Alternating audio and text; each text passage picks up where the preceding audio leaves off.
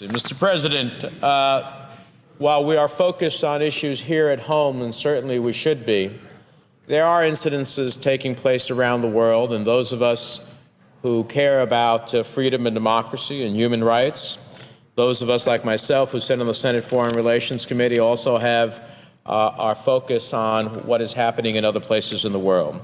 And I come to the floor to talk about the violence and repression that continues in the country of Cuba, this time in a dramatic and brazen attempt to exercise power through fear and intimidation over those who want nothing more than to see the day when the people of Cuba are free, and against members of the international community. And once again, I'm forced to come to the floor to put a spotlight on what is happening inside of Cuba and all those who put their lives on the line for freedom and human rights around the world. The information we are receiving from both public reports and other information from Cuba concerning the circumstances surrounding the death of Oswaldo Payá, the island's most prominent and respected human rights advocate, is disturbing. It underscores the continued brutality and repression of the Castro regime, and it demands a response from the international community, as well as from ourselves as part of that community. The facts are, as we know them, that 50 pro-democracy activists were arrested and detained at the funeral of Oswaldo Payá. At a funeral. They were not demonstrating, they were not marching or carrying signs, not engaged in acts of civil disobedience of any kind. They were not violating any laws. They were attending a funeral. Hundreds gathered peacefully, family, friends, and those who want nothing more than a free and democratic Cuba were at a funeral mourning the death of their hero, Oswaldo Payá. But, Mr. President, the arrest and detention of 50 dissidents who were mourning the loss of a friend and loved one is not the whole story of how far this regime will go. The circumstances surrounding Oswaldo Payá's death leave any reasonable person to wonder what may have really happened on that road in Cuba that ended in a tragic automobile accident that took the life of Oswaldo Payá. Payá's daughter, Rosa Maria Payá, immediately challenged the regime's version of events, stating that the family had received information from the survivors that their car was repeatedly rammed by another vehicle. So she said, "We think this is not an accident. They wanted to do harm and they ended up killing my father." The family also said that Oswaldo Payá was targeted in a similar incident 2 weeks earlier in Havana. Same thing, an effort as they were driving to ram them off the road. In retrospect, the family now sees that incident as a warning from the regime. What we know is that the car driven by a politician from Spain, Ángel Carromero, a citizen of Spain, and Aaron Modig, a activist in Sweden, as involved in the fatal automobile accident that killed Payá and his Cuban colleague Harold Cepero. Of course, we have no proof of that, but we do know Carromero and Modig survived the accident, and they obviously know exactly what happened that day. Now, these were two individuals, one Spanish citizen, another one a Swedish citizen, who were involved in helping Payá promote, from an international perspective, the views of his movement, civil society movement towards peaceful change and democracy and human rights. But instead of getting the two survivors' real story, in a demonstration of the twisted nature of the Castro regime, the Cuban Ministry of Interior detained, without consular access, the two foreigners that survived the crash And then they paraded Modig, the Swede, before a Ministry of Interior press conference where he was clearly forced to apologize for working with Payá and, quote unquote, illegally aiding the Cuban opposition. The driver of the car, Carromero, the Spanish citizen, was less lucky than his Swedish colleague. It appears he will not be allowed to speak freely for years to come, courtesy of the Castro regime. They have formally charged him with vehicular manslaughter in the crash. And Carromero, like Modig, was forced to offer a mea culpa, which was made available in a video presentation hosted by Castro's nefarious Ministry of the Interior.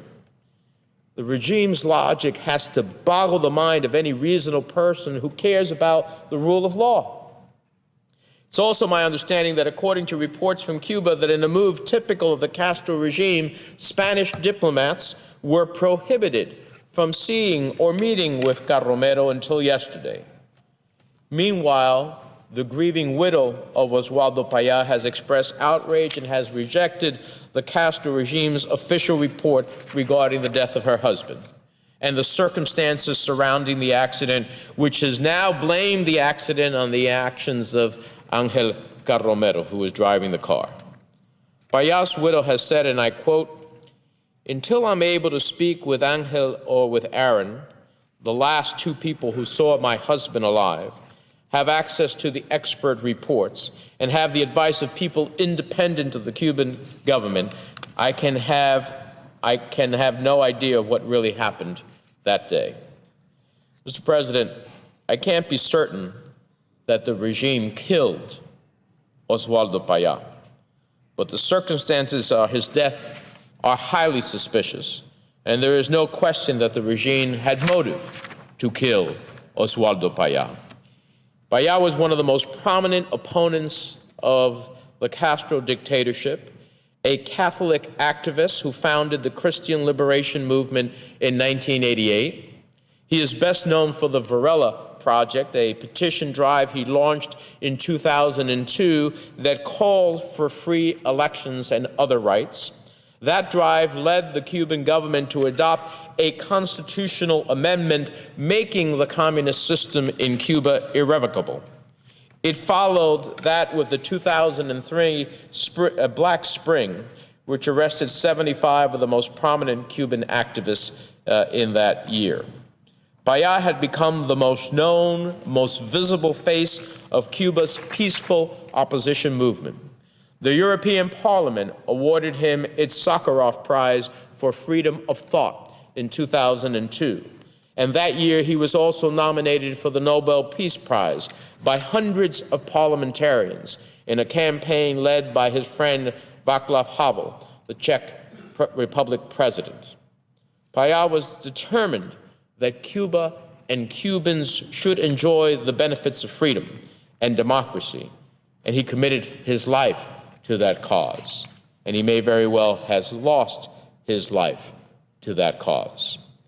Mr. President, we cannot continue to turn our backs on those inside of Cuba struggling in peaceful ways to promote democracy and human rights. We cannot allow the violence and the repression, the brutal detentions to continue without consequence. We cannot allow innocent members of the international community to be brutalized and victimized by the Castro brothers so they can hide the truth without the international community standing together and holding them accountable for their repressive and illegal actions. Will the Castro regime stop at nothing to repress the rights of its people?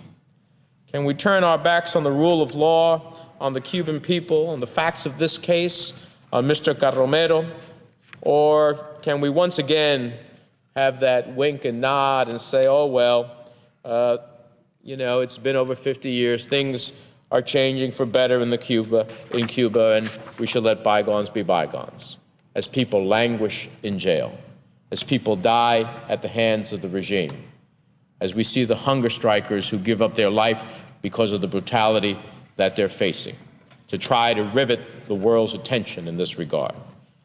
We should permit, some say we should permit Castro's hooligans to parade across our nation, which we seem to give visas to, spewing lies while an American, Alan Gross, sits in a prison simply because he brought some communications equipment for the Jewish community in Havana to be able to collaborate and to inform each other.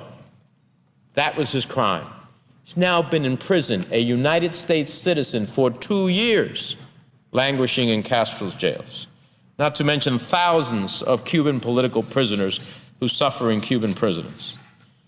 As I have said on this floor over and over again, to me, the silence is so deafening from so many of our colleagues.